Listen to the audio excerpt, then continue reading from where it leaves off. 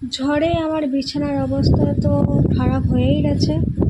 এত পরিমাণ ঝড় হাওয়া হচ্ছে, বাবা কি অবস্থা! আমি বিছানার মধ্যে বসে আছি, বিছানা ভূমিকম্প যেমন হলে কাঁপে সেরকম কাঁপছে, বিচ্ছিরি অবস্থা। সে যাই হোক, ঝড় হলে বেশ ভালোই লাগে, হাওয়া বাতাসটাই। ঘরে গরমটাও বেরিয়ে যাচ্ছে, ভালো হচ্ছে। তার সাথে কারেন্টটাও নেই, কারেন্টটাও চলে গেছে। ওরে বাবা, আবার মেঘ যাচ্ছে। যাই হোক, এখন আমার কাজ ওইখান থেকে ফ্যানটা সাইড করে দেওয়া, না হলে আমার ফ্যানটা যাবে ভিজে। আর এই ফ্যান ছাড়া আমি অচল।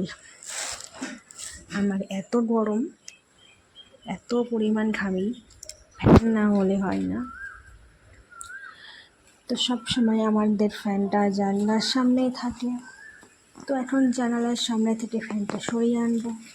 তার মধ্যে আমার হাতটা কাটা, এই কাটা হাতে ফ্যানটা সরাতে হবে। এই হাওয়া, এই বাবা!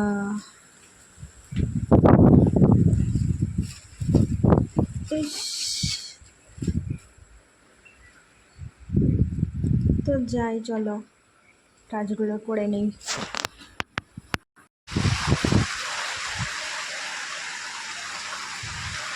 দেখো কিরকম হচ্ছে ঝড় বৃষ্টি।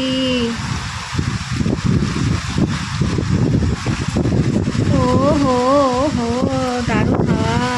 ও ফাটাফাটি হাওয়া, কি মজা! ও হো, আমার বেশ ভালো লাগে। এই দেখো এই পাশটার অবস্থা আমার ঘরে, জানলাটা আটকে দিয়েছি।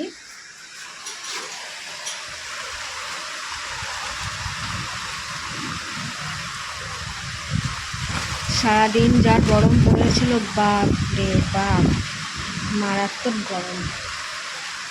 গরম থেকে একটু শান্তি, স্বস্তি। উফ, কিন্তু আমার এই বৃষ্টিতে মনে হচ্ছে না গরমটা কমে, যেমন গরম তেমনই কিন্তু থাকে। এই কয়েকদিন তো বৃষ্টি হলো, আমাদের ঘর বিশাল গরম। ওরে বাবা, ও কি হাওয়া!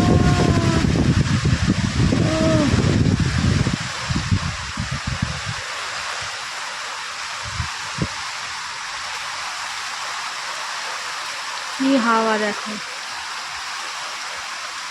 আর সবসময় আমাদের উল্টো দিকেই হাওয়াটা আসে, যার কারণে অবস্থা দেখো, ঘর টর সব ভিজে পুড়ে ছাই। ফ্যানটা সরিয়ে দিই, দাঁড়াও এই পাশটা। আমার হাতটা দেখো কেমন করে কেটে গেছে না, প্রচণ্ড জ্বালা করছে। আজকেও ঠিকঠাক মতো খাওয়া দাওয়া করতে পারিনি, হাত দিয়ে তো ভাত মাখাতে পারছি না, 3 আঙ্গুল দিয়ে খেতে হচ্ছে। এরকম অবস্থা। ফ্যানটা আজকে এই কোণাতে থাক, ওইখানটা থাক ফ্যানটা।